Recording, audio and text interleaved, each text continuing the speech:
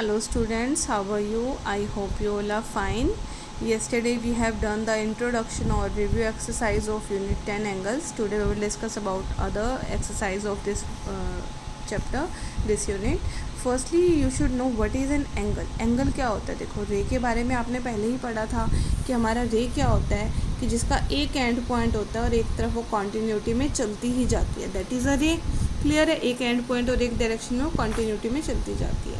तो जब to raise एक पॉइंट पर मीट कर जाएं, एक ही पॉइंट से, एक ही वर्टेक्स से दो रेज निकल रही हैं हमारी, एक रे ये निकल रही है और एक ये निकल रही है, तो when two rays meet at a point then the gap between this two rays, इन दोनों रेज के बीच का जो गैप होता है that is an angle. Clear है? सो अब हमें ये फर्स्ट क्वेश्चन में देखो क्या बताना है कि कहाँ कहाँ पर एंगल फॉर्म हो रहा है. तो आपको दिख रहा है ये दोनों रे कहीं पे मीट ही नहीं कर रही तो एंगल ही नहीं बन रहा. क्रॉस, ये दोनों रे हमारी लाइन सेगमेंट हो या रे हो डजेंट मैटर, पर ये कहीं पर मीट कर रही हैं तो यानी इनके बीच एक गैप क्रिएट हो रहा है, that is an angle form हो रहा है.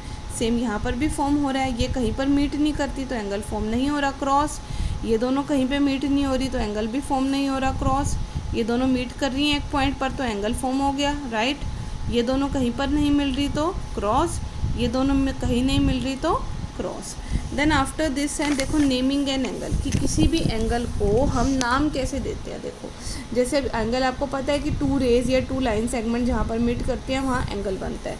तो जिस पॉइंट पर वो मीट करती हैं that is called the vertex of an angle. इसको क्या कहा जाता है? वर्टेक्स कहा जाता है. और जो दोनों रेज होती हैं या जो दोनों लाइन सेगमेंट होती है जिनकी वजह से एंगल बना है, ये दोनों, इन दोनों को क्या कहते हैं? Arms of an angle. Angle के आर्म्स हैं. क्लियर है?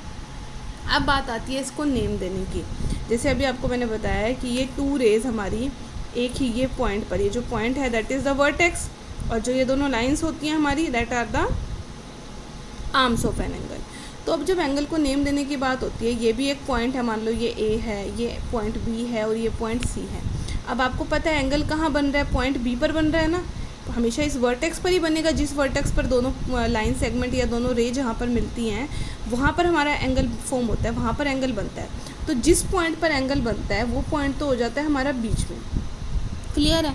और जिन पॉइंट की वजह से एंगल बना है, एक से आया है और सी से आई है ना लाइन, तो एक पॉइंट हमारा बी के आगे आ जाएगा और एक पॉइंट बी से पीछे. दोनों में से कोई भी आगे आ सकता है और कोई भी पीछे, बट बी का फिक्स रहेगा कि बी मिडल में रहेगा क्योंकि जिस पर एंगल फॉर्म हो रहा है वो हमेशा बीच में रहेगा. तो ए बी सी, इसके आगे एंगल का साइन कैसा लगता है? देखो एल आप बनाते हो, एल कैसे बिल्कुल ऐसे सीधा बनता है ना, बट इस एल को स्लाइटली थोड़ा सा टेढ़ा कर दो ऐसे. So this is the shape of an angle, ये एंगल होता है. तो ये हो गया angle A B C. Clear है? सो ये नेम देने का तरीका होता है. सो अब है देखो right the names of the following angle. हमें इन एंगल्स के नेम बताने हैं.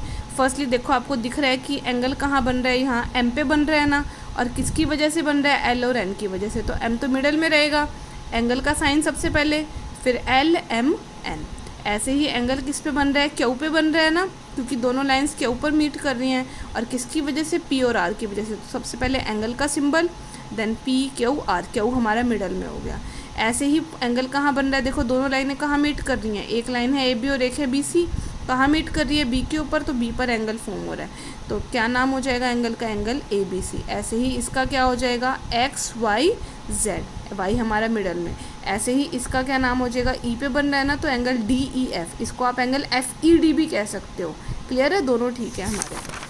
देन आफ्टर दिस है you are given a few angles, complete the table, first one is done. तो हमें एक टेबल दे रखी है, हमें इसको कंप्लीट करना है. वर्टेक्स कहाँ है और आर्म्स कौन कौन सी हैं? तो देखो वर्टेक्स आपको मैंने बताया था कि जिस पॉइंट पर एंगल फॉर्म होता है. अब आपको दिख रहा है एंगल किस पे फॉर्म हो रहा है? वाई पर, तो Y is the vertex. Then arms की बात होती है. आर्म्स आपको बताया था जिन लाइन सेगमेंट की वजह से या जिन रे की वजह से एंगल बना है. तो अब इस रे का नाम, किसी भी रे का जब हम नाम देते हैं, तो जैसे मान लो यहाँ ए है और यहाँ बी है. क्लियर है? एक हमें पता है एंड पॉइंट होता है और एक तरफ एरो होती है रे के. तो जब इस रे को नाम देते हैं ना, तो फर्स्टली तो वो लिखते हैं जिस पर एंड पॉइंट है. ए पर था एंड पॉइंट और बी पर कॉन्टीन्यूटी में जा रही है, देन बी लिखते हैं और ऊपर इसके रे की शेप बना देते हैं. इसका मतलब है ए पर तो फिक्स था पॉइंट और बी पर कॉन्टीन्यूटी में जा रहा है. ये तरीका होता है रे को नेम देने का. सो इसमें क्या क्या है हमारी लाइन, हमारी रेज या आर्म्स?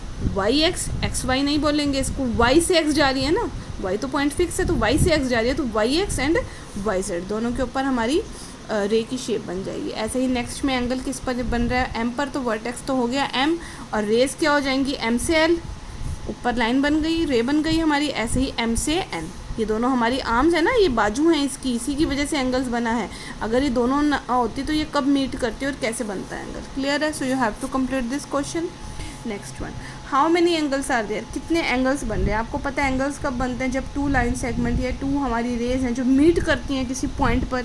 तो देखो क्या, एक तो ये एंगल बन रहा है, एक ये एंगल बन रहा है, एक ये एंगल बन रहा है, क्योंकि यहाँ ये मीट कर रही है ना। ऐसे देखो ये भी दो लाइनें मीट कर रही हैं, तो यहाँ भी एंगल, तो 4 एंगल्स हो गए। ऐसे ही इसमें देखो एक एंगल तो बना हमारा ये वाला, क्योंकि ये इन दोनों लाइन सेगमेंट के बीच में बना है। एक एंगल हमारा ये वाला बन रहा है, क्योंकि ये इन दोनों लाइन्स रे के बीच में बना है। एक हमारा ये कंप्लीट एंगल है। क्लियर है? पूरा बन रहा है ना इसके दोनों रेस के बीच में, तो देयर आर 3 एंगल्स। ऐसे ही इसके अंदर कितने एंगल हैं, 5, 1 2 3 4 and 5. Clear? So you have to complete this worksheet 1 and 2 in your book. Thank you.